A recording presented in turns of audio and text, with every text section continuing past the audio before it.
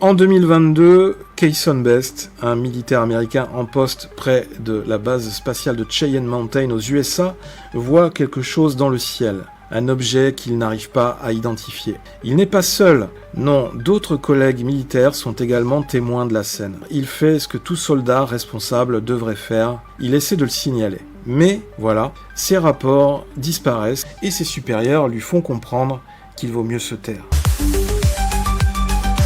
Bienvenue à tous, cette vidéo est enregistrée dans le cadre d'un TikTok live sur le compte UFO Section 51. Je suis DosGeek, je suis très heureux une nouvelle fois de vous accueillir dans cette vidéo. Aujourd'hui, on va parler de nouvelles infos qui viennent de surgir sur les réseaux sociaux. Là, c'est tout frais, ça date d'il y a 24-48 heures. Tout d'abord, on va découvrir ensemble une petite vidéo filmée au Canada fin août. Vous allez voir, c'est assez intriguant.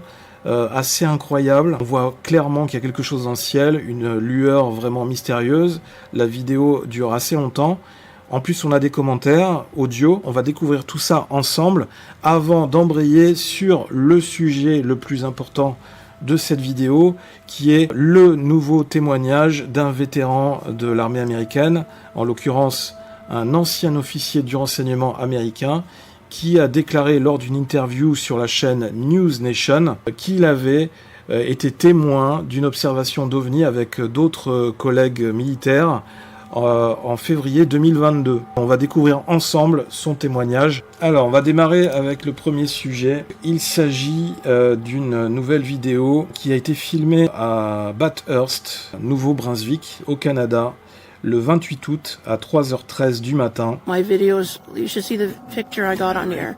You can enlarge it right there, right? Oh yeah. So, you don't see what it is with the enlargement? It just looks like a ball. Come see it on my phone.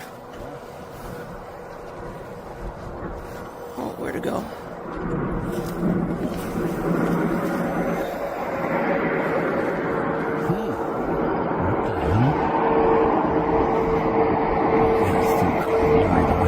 Bad I don't have my fucking binoculars with me. Yeah, I got a strong pair of binoculars. No, you can't that's see giving off a lot of light. Yeah. Camera. Is it camera or video? Camera. Camera and then... I'm gonna zoom in again.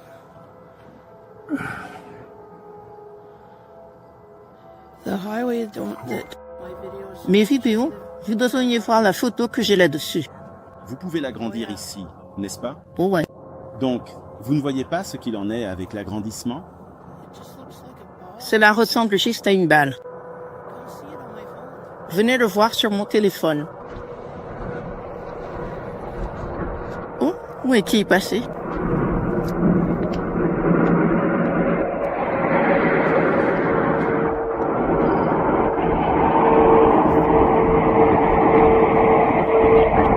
Dommage que je n'ai pas mes putains de jumelles avec moi.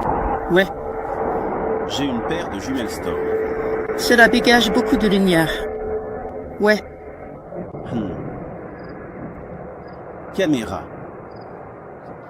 Appareil photo ou vidéo. je vais zoomer à nouveau.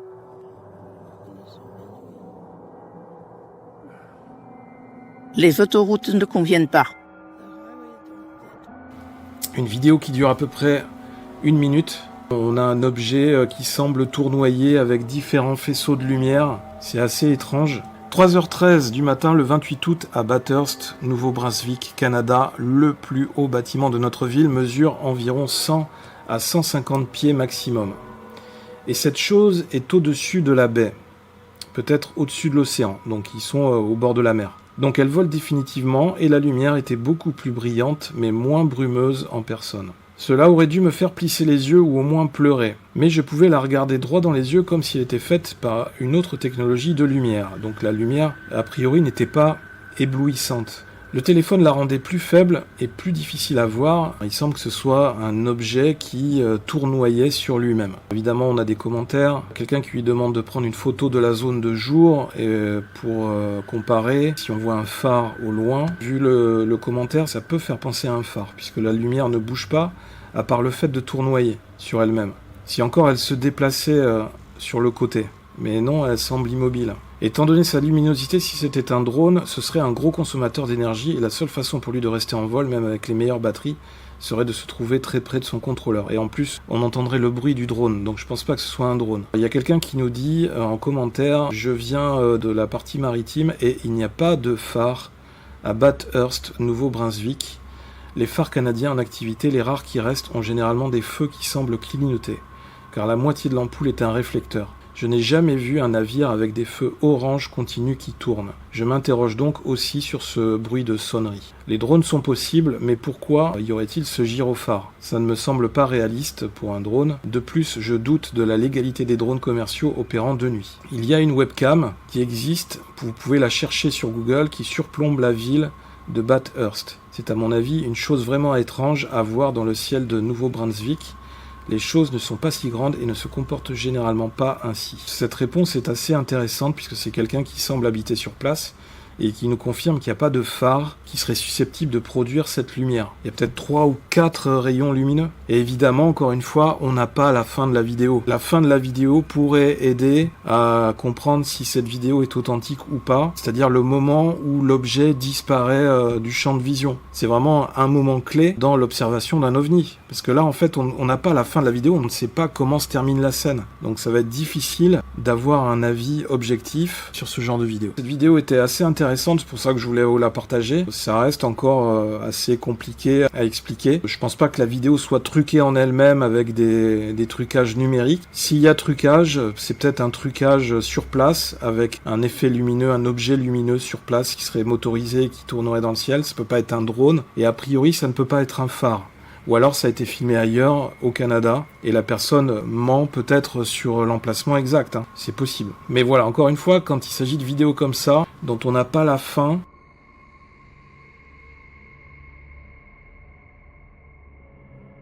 Maintenant, on va embrayer sur l'autre actualité. Pensez-vous que les pannes représentent une menace potentielle pour notre sécurité nationale ? Oui. La technologie à laquelle nous avons été confrontés était bien supérieure à tout ce que nous possédions. Pensez-vous que notre gouvernement est en possession de pan ? Absolument. Sur la base d'entretiens avec plus de 40 témoins sur une période de 4 ans. Des éléments biologiques accompagnaient certaines de ces récupérations. Mon Dieu, mec. Waouh. C'était quoi ce truc, mec ? C'est le cas d'un officier du renseignement américain qui s'appelle Kayson Best, qui vient de témoigner très récemment lors d'une interview réalisée par Ross Coulthart sur la chaîne YouTube News Nation. Durant cette interview, il a déclaré avoir été témoin d'une observation d'OVNI en compagnie d'autres soldats près de la base spatiale de Cheyenne Mountain aux USA. En 2022, Kayson Best, un militaire américain en poste près de la base spatiale de Cheyenne Mountain aux USA, voit quelque chose dans le ciel, un objet qu'il n'arrive pas à identifier. Il n'est pas seul, non, d'autres collègues militaires sont également témoins de la scène. Alors, il fait ce que tout soldat responsable devrait faire, il essaie de le signaler. Mais, voilà, ses rapports disparaissent, ses paroles sont censurées, et ses supérieurs lui font comprendre qu'il vaut mieux se taire. Pourquoi ? Qu'a-t-il vu de si important, ou peut-être de si dangereux ? Et surtout, pourquoi ce silence systématique depuis des décennies ? Donc maintenant, je vais vous lancer l'audio de cette interview. De la montagne. Et quand nous sommes arrivés au sommet de la colline, déjà de l'autre côté de la montagne, en quelque sorte, naturellement dans notre champ de vision, à cet endroit se trouvait le PAN. C'est difficile à décrire. Même aujourd'hui, seulement quelques années plus tard, c'était différent de tout ce que, franchement, j'aurais pu inventer. Et je ne suis pas la personne la plus créative, mais c'était un objet elliptique immense, parfaitement immobile. Et cette immobilité était tout simplement stupéfiante. C'était comme si l'objet était presque attaché à un point fixe dans l'espace. J'estimerais à peut-être au moins 90 mètres, de forme elliptique. Comme ceci, de couleur blanche, composé de ces panneaux uniformes qui semblaient tous être des pentagones, mais qui étaient tous de forme irrégulière. Ils étaient assemblés au niveau des jointures, tu sais, les jointures linéaires et ces panneaux pentagonaux, irréguliers dans leur forme mais uniformes en surface, comme une couleur nacrée ou une céramique blanche. Et c'était une journée parfaitement ensoleillée dans le Colorado, un vrai ciel bleu, 10 degrés, pas un nuage à l'horizon. Et on pouvait voir ces panneaux bouger, comme s'ils scintillaient au soleil. Et encore une fois, on les distinguait surtout au niveau des bords linéaires de chacun. C'était un motif qui n'avait tout simplement aucun sens. On pouvait voir les panneaux qui composaient l'objet onduler légèrement. On pouvait voir les bords des objets bouger au rythme de l'ondulation des panneaux. Mais l'objet lui-même restait parfaitement immobile. C'était une expérience très humiliante. Je veux dire, cet objet était tellement différent de tout ce que j'aurais pu imaginer. Je comprends tout à fait ce que ça doit faire d'être un homme des cavernes et de voir un iPhone pour la première fois. C'était vraiment un objet choquant. Rien que l'ingénierie de ce truc était incroyable. Cet engin était magnifiquement conçu, mais c'était presque incompréhensible. Intéressant. Et ce qui s'est passé ensuite révèle comment les institutions américaines, ou les institutions en général, dans plein d'autres pays, trahissent ceux qui servent. Voici quelques phrases de son témoignage. Un objet elliptique massif, parfaitement immobile, et les panneaux de l'objet semblaient bouger et onduler. Des panneaux pentagonaux. Le lendemain de l'observation, Kayson Best a déposé un rapport de renseignement officiel avec des témoignages corroborants. Et quand il tente de rédiger un rapport, on lui bloque l'accès. Quand il veut en parler publiquement, certains passages de son témoignage sont censurés. Donc officiellement, rien ne s'est passé. Mais pourquoi l'armée américaine étoufferait-elle le témoignage d'un de ses propres hommes ? Les canaux d'information ont été étouffés. Les réponses officielles ont été dédaigneuses. Pourtant, il s'agissait de l'un des sites de sécurité les plus sensibles des États-Unis. Ce n'est pas la première fois qu'aux États-Unis, notamment, on essaye d'étouffer la vérité ou d'étouffer des témoignages de gens qui ont vu des choses bizarres dans le ciel. Par exemple, dans les années 50, le fameux Robertson Panel, organisé par la CIA, avait déjà conclu que les ovnis ne représentaient pas une menace directe, mais recommandait au contraire de ridiculiser le sujet pour éviter la panique. À partir de ce moment-là, chaque pilote, chaque militaire qui osait parler d'OVNI était discrédité. Alors, simple désinformation ou volonté délibérée d'enterrer la vérité ? Parmi ces nombreux témoignages d'OVNI, on a ce militaire de 2022, Kayson Best. Kayson Best n'est pas le seul militaire à avoir été témoin d'une observation d'OVNI. En 2023, on a David Grush. Vous savez, David Grush qui a témoigné devant le Congrès américain, un ancien officier du renseignement, qui a affirmé aussi devant le Congrès américain qu'un programme secret prévoyait de récupérer et d'étudier des engins non humains. On a aussi Luis Elizondo, qui dirigeait un programme du Pentagone sur les phénomènes aériens, qui parle également d'une véritable cabale qui consiste à systématiquement intimider et réduire au silence ceux qui en savent trop. Et plus récemment encore, lors d'auditions publiques à Washington, plusieurs témoins ont raconté, sous serment toujours sur la Bible, comment leurs emails ont été supprimés, leurs enquêtes bloquées, leur vie menacée, tout ça pour avoir parlé d'OVNI. Pourquoi ce silence ? Pourquoi cacher tous ces phénomènes ? Alors, il y a plusieurs hypothèses qui circulent, qui justifieraient cette volonté de dissimuler la vérité au public, et même aux gouvernants. La sécurité nationale. Si un objet inconnu survole une base nucléaire, mieux vaut garder l'info secrète plutôt que d'avouer une faiblesse. La question de la technologie. Et si certains engins n'étaient pas d'origine extraterrestre, mais peut-être humaine, ou ultra secrètes provenant d'une autre nation. S'agirait-il de prototypes d'armes ou de nouvelles technologies de surveillance développées par une nation rivale ? Dans tous les cas, quand on découvre ces nouvelles technologies, mieux vaut garder secrète l'étude de ces prototypes en espérant pouvoir bénéficier un jour d'un éventuel avantage technologique que ces appareils peuvent procurer. Dernière hypothèse, la peur de l'impact social. Et effectivement, une des peurs majeures de nos dirigeants ou des organismes qui sont aux manettes dans chaque pays, reconnaître l'existence d'une vie extraterrestre, ce serait avouer publiquement que nous ne sommes pas seuls ou que nous ne contrôlons pas notre espace aérien. Ça confirmerait aussi que les États mentent délibérément ou cachent la vérité à la population. La parole publique serait fortement ébranlée. Ce nouveau paradigme pourrait ébranler fortement la société entière. Ça soulève évidemment une question dérangeante. Qui a le droit de savoir ? Est-ce que la population entière a le droit de tout savoir sur les affaires de l'État, ou au contraire, l'État est-il en droit de cacher certaines vérités afin de préserver la paix sociale? Si la vérité existe, est-ce vraiment à une poignée de généraux et de politiciens de la garder pour eux? Et dans ces cas-là, est-ce qu'ils nous protègent vraiment? Ou plutôt, est-ce qu'ils nous manipulent? De cette question qui a le droit de savoir vont découler d'autres questions cruciales sur lesquelles reposent les piliers de notre société. Et si un jour, évidemment, on avait cette révélation, la grande divulgation sur l'existence de la vie extraterrestre parmi nous, serions-nous prêts à l'accepter? Est-ce que les choses changent réellement? Peut-être, on voit que ça avance un petit peu. Mais souvenez-vous, le problème c'est que, surtout en matière d'ufologie, chaque fois qu'on pense toucher la vérité, eh bien on a de nouvelles zones d'ombre qui apparaissent. Et c'est ça qui est fou dans ce domaine-là, c'est qu'on est toujours à deux doigts de découvrir quelque chose d'énorme. Finalement, on découvre qu'on met le doigt dans un engrenage, dans quelque chose qui est sans fin, et que ça ouvre des portes sur d'autres portes qui restent fermées. Et en fait, la curiosité n'est jamais rassasiée. On a toujours envie d'en savoir plus. Et le problème, c'est qu'on se rend compte qu'il y a énormément de choses à découvrir encore. C'est un petit peu l'arbre qui cache la forêt.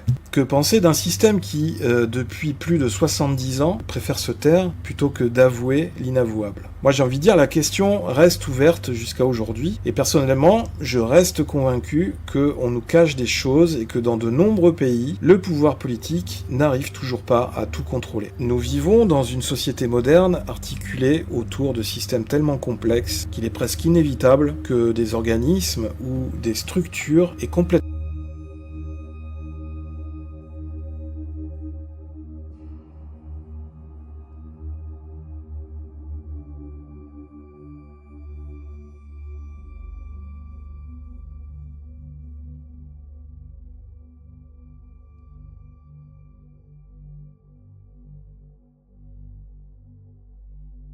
C'est très facile aujourd'hui pour ces entités secrètes, ces organismes un peu nébuleux, de mener leur business en secret et en toute tranquillité depuis des années. L'avantage technologique tiré de telles expériences sur des matériaux exotiques, non humains, on va dire extraterrestres, sur des choses jamais vues jusque-là, c'est vrai que ça peut conférer un véritable pouvoir financier. En réalité, toute innovation permet de détenir un véritable monopole, d'engranger des profits et donc toujours plus de pouvoir pour l'entité qui détient cette forme de technologie innovante. Dans ces conditions, c'est très simple finalement d'influencer le pouvoir politique, le pouvoir militaire et aussi quelque part d'imposer la censure. Ce qui explique cela est donc pourquoi on a des témoignages de militaires américains comme celui qu'on vient d'étudier aujourd'hui qui sont rapidement censurés par la hiérarchie. Et vous, qu'est-ce que vous en pensez? Est-ce que la vérité est trop dangereuse pour être révélée? Est-ce que vous pensez qu'il vaut mieux pas trop en savoir? Est-ce que le silence protège? Ou doivent-ils tout nous dire? Doivent-ils nous révéler toute la vérité? C'est un peu comme la pilule bleue dans Matrix. Une fois qu'on a mis un pied dans l'engrenage, ça va être difficile de revenir en arrière. Il faut être prêt à assumer les conséquences de ce choix, être prêt à assumer les conséquences de la décision d'avancer vers cet inconnu et de ce qu'on va y découvrir. Donc vous, est-ce que vous faites partie de ceux qui pensent qu'il vaut mieux pas savoir et laisser faire? Ou alors vous êtes plutôt partisan du contraire? Est-ce qu'il faut que les gouvernements nous révèlent toute la vérité et qu'ils fassent tout le travail nécessaire pour faire la lumière sur tous ces dossiers classés secret défense? Réagissez en commentaire de cette vidéo et surtout restez curieux parce que le ciel n'a jamais fini de nous surprendre. C'était DosGeek sur UFO section 51. Je vous donne rendez-vous dans une prochaine vidéo. Merci de liker, de partager cette vidéo, de vous abonner à la chaîne. Je vous invite à garder les yeux fixés vers le ciel. Je vous fais de grosses bises, longue vie et prospérité.